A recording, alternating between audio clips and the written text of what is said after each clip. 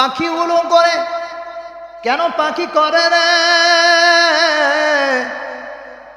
দাউদ আলাইহিস সালাম যখন সকালবেলা কোরআন তেলাওয়াত নয়, ওনার উপরে যে তাওরাত কিতাব নাজিল হয়েছে, ওই তাওরাত কিতাব যখন উনি তেলাওয়াত করতেন, রব্বে কারীমের কাছে তার এই তেলাওয়াত, তার এই জিকির এতটা পছন্দ হয়েছিল, দুনিয়ার পাখিগুলারে, আশপাশের পাখিগুলোর হুকুম দিলেন, পাখিরা রে, আমি আল্লাহর প্রশংসা এতটা আমার কাছে পছন্দ, তোমরা আশপাশে বসে থাকো না, এখন আর উড়াল দেওয়া দিয়ে বন্ধ করে দাও।